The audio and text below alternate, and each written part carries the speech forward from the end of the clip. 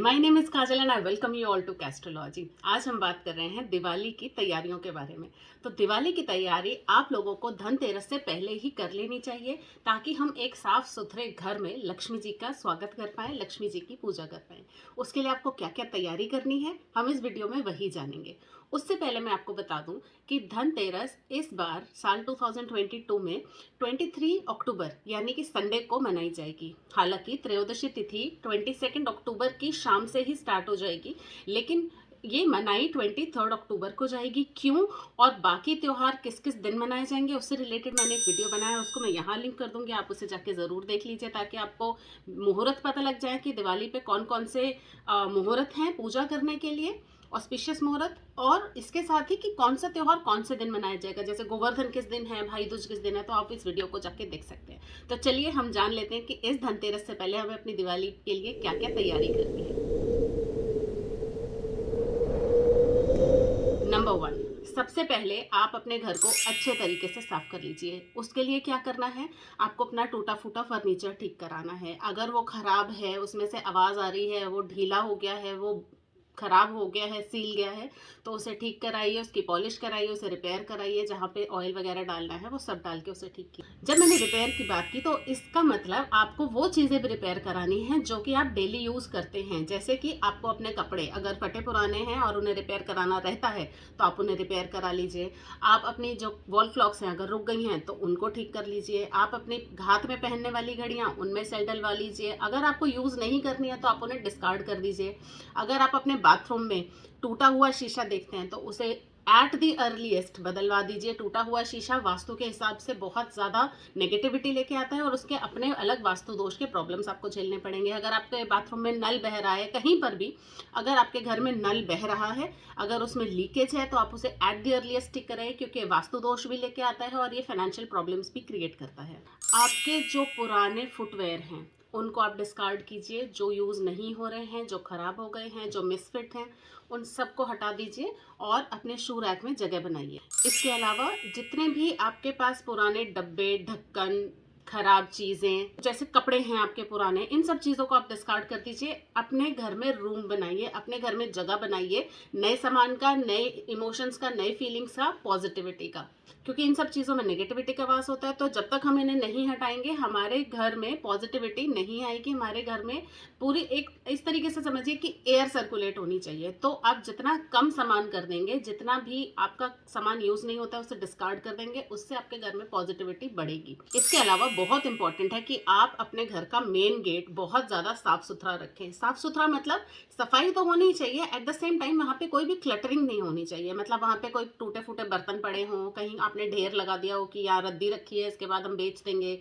या फिर आपने कूड़ा रख रखा है, या फिर कोई भी ऐसी चीज़ जो कि, या कई लोग ना शू रैक रख देते हैं मेन एंट्रेंस पे, बिल्कुल गलत है। कभी भी अपने मेन एंट्रेंस पे आपको शू रैक नहीं रखना चाहिए, क्योंकि वहीं से हमारे शास्त्रों में भी यही बताया गया है कि लक्ष्मी जी हमेशा मेन डोर से एंटर करती हैं, एंट्रेंस से आती हैं।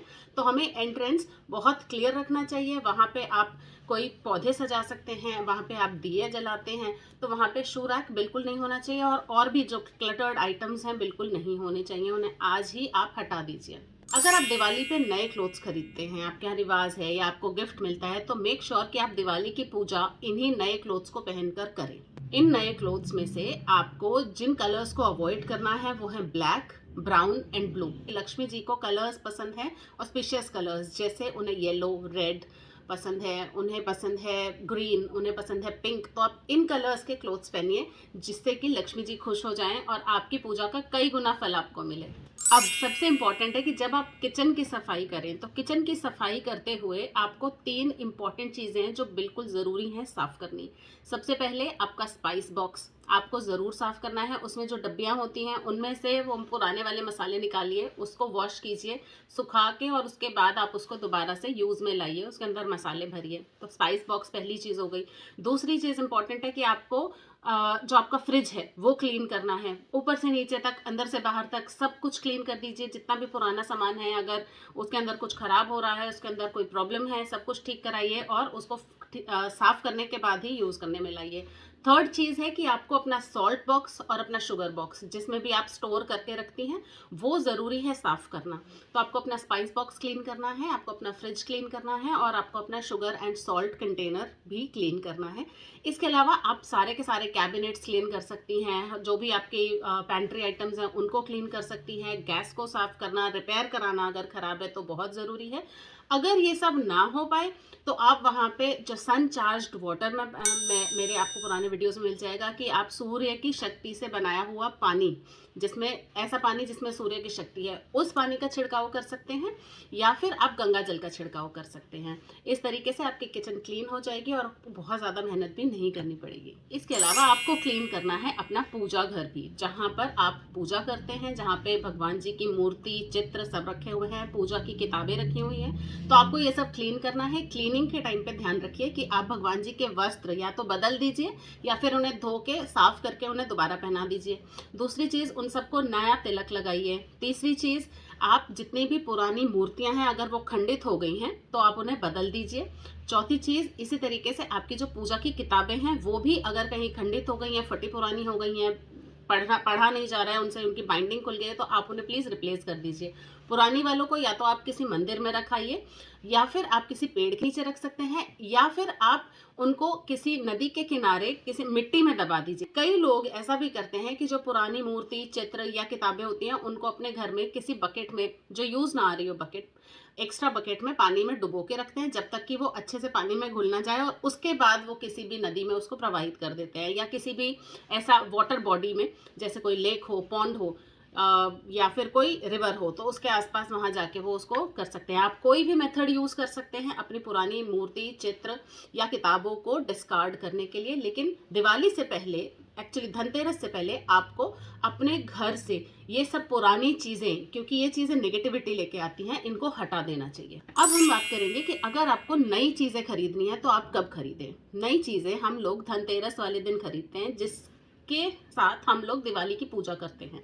उससे पहले ही मैं आपको रेकमेंड करूंगी, अगर आपको अपने रिलेटिव्स को, अपने फ्रेंड्स को, अपने सोशल सर्कल में, अगर आपको अपने ऑफिस में, अगर आपको प्रेजेंट्स देने हैं, अगर आपको गिफ्ट्स देने हैं, तो आप प्लीज़ धनतेरस से पहले ही कर लीजिए, क्योंकि आपको धनतेरस से लेके भाई दूज तक का जो 5 दिनों का त्यौहार होता है, इसमें कभी भी अपने घर से बाहर किसी को कुछ नहीं देना चाहिए। स्पेशली कोई गिफ्ट, स्पेशली कोई भी मनी आपको नहीं देना चाहिए। तो इसीलिए धनतेरस से पहले ही आपको जो भी गिफ्ट देने हैं अपने रिलेटिव्स को, अपने सोशल सर्कल में, आप प्लीज़ दे लीजिए। और इन गिफ्ट्स की अगर हम बात करें तो आप क्या गिफ्ट दे सकते हैं? आप दे सकते हैं गोल्ड कॉइन्स, आप दे सकते हैं तुलसी जी का प्लांट, आप दे सकते हैं बैम्बू प्लांट। बैम्बू प्लांट में मेक श्योर कि जो उसके स्टिक्स होते हैं वो ऑड नंबर्स में हो, जैसे 3, 5 या 7 या 9। इस तरीके से आप बैम्बू प्लांट दे सकते हैं। आप पूजा की थाली गिफ्ट कर सकते हैं, आप लाफिंग बुद्धा गिफ्ट कर सकते हैं। आप इसके अलावा कुबेर जी की मूर्ति या फोटो फ्रेम्ड भी गिफ्ट कर सकते हैं। तो डिपेंडिंग अपॉन कि आपके बजट में क्या आ रहा है और आप अपने रिलेटिव्स को क्या देना चाहते हैं, ये सब आप खरीदारी करके धनतेरस से पहले ही गिफ्ट कर दीजिए। तो ये सब कुछ इंपॉर्टेंट पॉइंट्स से धनतेरस से पहले तैयारी करने के लिए।